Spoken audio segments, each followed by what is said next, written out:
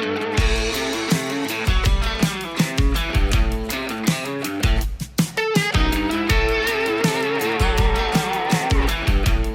welcome to Roar of the Lion. This is our second teaching on Roar of the Lion. This is the next thing that we want to show you about what God's roaring at us. He's trying to get us to understand what he wants and how he thinks and all of those things. And if you've been with us, you've taken the teachers on faith, and we've come to a conclusion. I hope you've come to the conclusion that without faith, it's impossible to please God. Now we're going to give you a hook, one of the greatest hooks you'll ever have to put your faith on and into, and it comes out of Genesis. And this is the hook: follow the seed. In Genesis 3:15, God says, "I am going to put a seed in the womb of a woman, and that seed is going to crush your head, Satan. You will not get away with what you just pulled here today," right? And so we're going to take you through it. Now, if you've been with us and done the faith teaching, you'll see we're going to go over some of the same principles and same things to just put the whole thing in a complete form. So bear with us on the beginning. But by the time you get to the end, you're going to be pumped, just like me. If you can be half as pumped, you're good. Oh yeah, I'm so pumped over this that you wouldn't believe how pumped I am. Well, you watch. If you watch, we'll get to you. That's right. We'll get to you. Okay, so here we go. So you have a syllabus. Yeah. Oh yes, and you have syllabuses. And you know what? What's good is if you have gone through the faith teaching, or if you haven't, go through the faith teaching, but send it to somebody else. Get 2 or 3 people to go through it together with you and talk about it, and just go principle after principle. It's a great way to learn, and it's a great way for others to get a hold of what God's trying to show us. Yeah. It's a beautiful thing, and we're going to try to promote that, not pump it, but promote it, because I want people to actually know how to work with God. Yeah. Like I did a show. Changes everything. Yeah, I did a show last week, and I said, you got to know how he rolls, right? If you don't know how God rolls, you can't roll with him. You got to know how he rolls. So here we go. You have to take a class on old man talk, so you know what that means. Oh, if you don't know what that means, it means I don't know how he works, how he walks, how he does life is how he rolls. Just like one-on-one old man talk. There you go. Now you learned something really cool. You want to be cool like that? Okay. Why don't we get started? Go ahead. Start us off, Jerry, and I'll interrupt when I want to. Everybody should be following along in their note package. Oh, right. So it's not a syllabus. It's a note package. Oh. And in the beginning, we hear one of the greatest roarings of the eternal coming from the book of Genesis. When we discover something in the book of Genesis, we can find it. When we discover something in the book of Genesis and can find it repeated or referenced throughout the Bible, we call it a roaring. In the beginning comes from the Hebrew letters, and you can see the Hebrew letters there. We won't go over it. But by analyzing each letter, this is what we found. Translating this word letter by letter, we come up with this literal phrase. The Son and the Father reasoned together to destroy by the hand of God in covenant. So we see that the real beginning actually began before creation. The Son and the Father planned, covenanted together to destroy the works of the devil before the devil even began destroying. Or as John tells us, he came to steal, kill, and destroy, which we see in John 10:10. Yeah. So one of the neatest things about the Bible and the Hebrew alphabet and language is if you don't unpackage it, it just says in the beginning, right? It's like, oh, okay. God created the heavens and earth. But then, you start thinking about all of that stuff. It says that John used in his gospel, he says, in the beginning. And then when he did his teaching, his epistle, he used the same thing in the beginning, right? It gets you thinking, well, what does this mean? So we go back and search it out, and it tells us so much about what God was thinking, that he had already covenanted with the Son before they even formed the earth, before they even created the earth. To me, it's just an amazing principle. And whenever you find the seed or the beginning of anything, the first place that it is gives its significance to its purpose. So even before first mention, wherever the first mention is, in the Bible is very important. First mention, because it gives the significance to that very statement. Right. And so the statement, before he even created anything, was, I'm going to make a covenant with my Son to destroy the work of the devil. Before it ever started, they had already planned it. This did not surprise God. God had already worked it out. He was the answer before there was a problem. Yeah. And it always is. It's the same. Yeah. It's same today. Same in your life. Same principle. Yeah. God always. God just steps in before you even need him. Well, I think that some of the things that are really important here is, first of all, covenant. When we take that word apart and analyze each letter in the Hebrew, and the Hebrew language, it's just mind exploding the way that language is put together. But anyway, those letters tell us that God is covenant minded, that he's covenant keeping, and that he's covenant making. And it's sort of in our culture, covenants they don't have the strength right in our own minds as the when the Hebrews say covenant, and their frame of reference puts a whole different slant on the word, when we're more like contracts, and contracts can be broken, and right. And, loopholes, loopholes, yeah. Right, you're always looking for a way to not have to do it. Exactly. And you hear people right. say, well, the only reason they have a contract is so you can get out of it, right? Right. And yeah, that is not what covenant means at all. No. And so we find that deep, that God covenanted before the foundation of the world, before he started anything. And that's so important. When we read in the beginning, it's really in the beginning of this segment of time, right? Because God is eternal, yes, right. And so He carved out a piece of the eternal and labeled it as time, and put it into segments, and said, okay, in this beginning, this is what we're going to see. But prior to that, we'll see as we go along that Jesus was actually slain before the foundation of the world, because God's ultimate plan was to destroy evil forever, right? Once and for all, let evil be exposed for what it is, and get rid of it.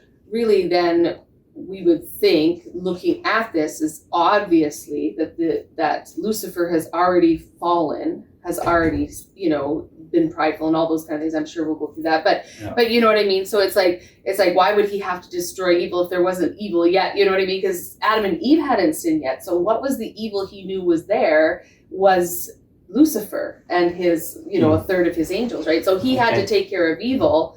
He knew it was already going to be it was going to be introduced. And I always say, I'm very happy that Eve and Adam did the sinning, because one of us would have eventually, and it's like, what if it was me? So I'm like, they could have been perfect. I'd feel really bad. But I'm like, I'm glad they took the hit. We just get the covenant. They got the covenant too, but we get it in a different way. That may be true. Maybe Satan had already fallen and God was trying to resolve, or he had saw it ahead. Whatever. But I would think that he saw it ahead of time. And what he is actually saying is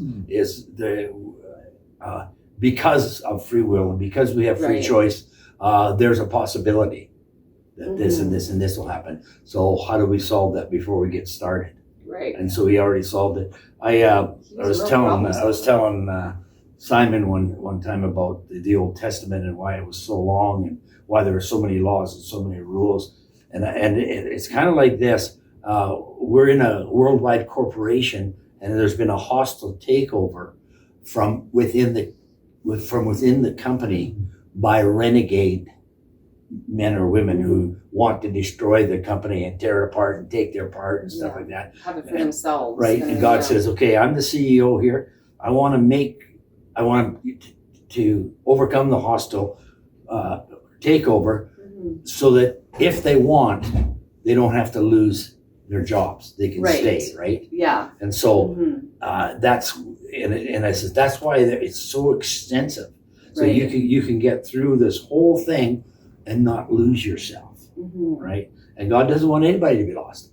No. No matter what the situation, no matter how hostile you have become against him and his company, he still wants to keep you as an employee if you'll just come over. Are we done the 20? Change your mind. No, we're just at 11 minutes. Oh, we're good. We're good. Okay, so yeah, so it's just also, it's actually so huge. Right. That needs to be broken down. you got to break it down, and that's why we're here. We're going to try and break it down for you, and we're going to paint you a picture so that you can see it, and then it's easier to function in it. Okay. Yeah. I think it's important too to emphasize what we see in John 10:10. The thief comes to steal, to kill, and destroy.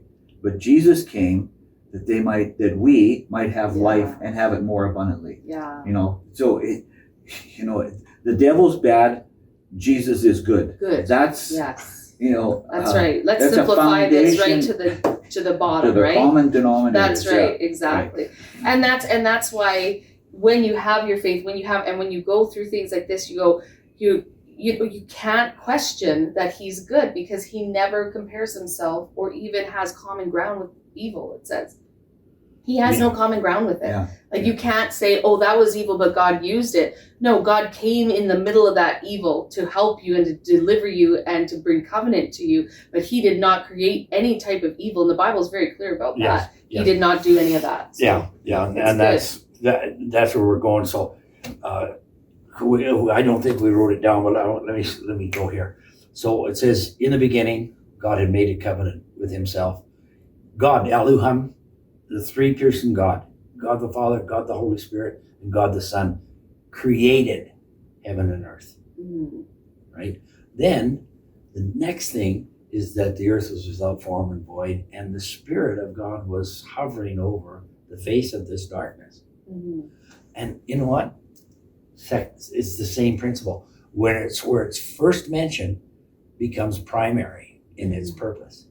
So the purpose of God was to move over everything that was broken, everything that became wasteful, and everything that was void, and everything that was vain, and everything that was darkness. And he began to move over it. And then God says, let there be light. And then God divided the light from the darkness, and that was the first day. And I look at that, I go, are you?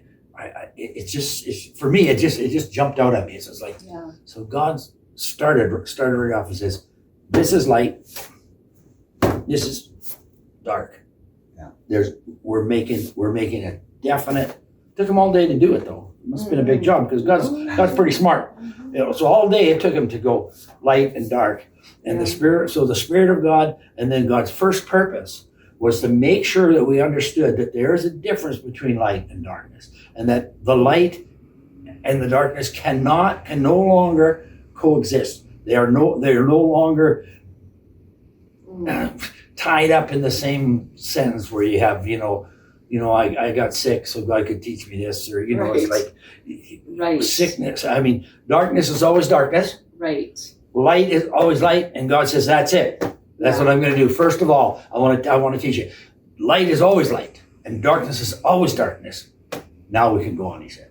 Never the twain shall meet. Never. And the Holy Spirit is here, hovering over us, hovering over you, to try to get you to see the difference of light and dark. And he hovers over everything that's broken to help us, okay? That's bringing exciting. light to it. bringing light and life to Yeah, anything. Well, that is he's broken. he's restoring the void to substance. Right. He's restoring the waste to productivity. Right. Like Yeah. you just He's always bringing, and what it says, Always bringing bringing life, always life, bringing life. abundant, not just life, but abundant life. And Yeah. that abundant life means more than you need.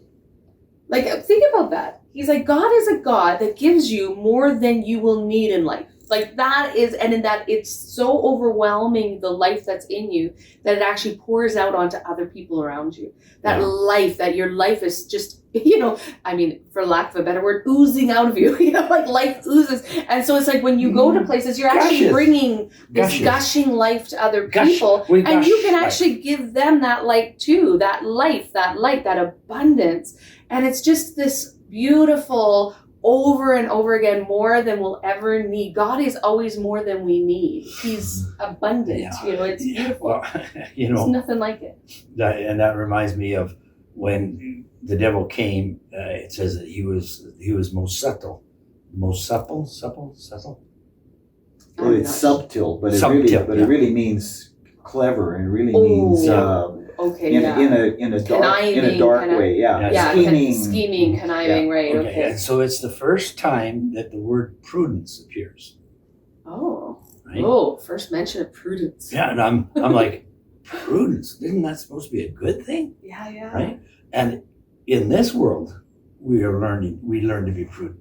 Okay, yeah. But in the other world, there was no need for prudence. Why would they be prudent? There's more than enough. Right. You just can't you can't tax God. Right. You can't tax the eternal. You can't tax the supply. There's Right. no prudence. You don't And so need to hold on to some because there's not Yeah. any more left, Yeah. right? It's like Yeah. it's Well, what more, are you- what are you it gonna never eat? ends. what are you going to eat tomorrow? Right. So- Yeah, that's very interesting. So we think through like that, being prudence. Mhm. But God is just like, yeah. Yeah. And we're like, that's more than we need. He says, I know, I'm not prudent. Right. I don't need to be prudent. No, my That's for you guys grace sometimes. is more than you need. Yeah. My forgiveness is more than you need. Yeah. I'm just Yeah. not prudent. And there's no prudence in the spiritual world. There's no Right. prudence in the eternal of God's love, right? Of And life. the greatest one that I love this example right as we're ending, is that the kingdom of heaven is not a pie. Right? This is about, somebody had taught this. It's not a pie. It's like, here's, we cut the pie in 8. I give you 2 and I give you 2. I have 2. Oh, there's only 2 left. And there's 12 people. Oh no, we don't have enough.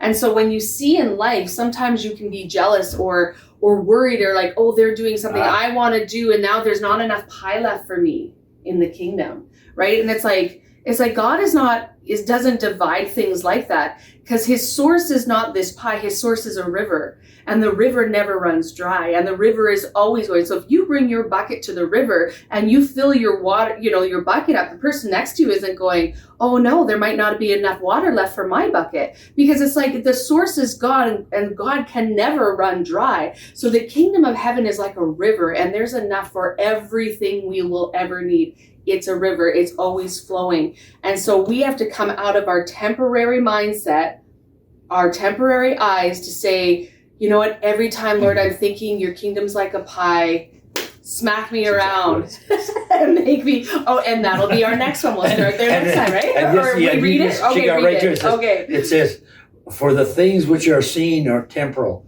but the things that are unseen are eternal. Just set your eyes. Right. Look on these things. Okay? Mhm. Next week. That's good. Yeah, you be there. It's good. We'll see you next week.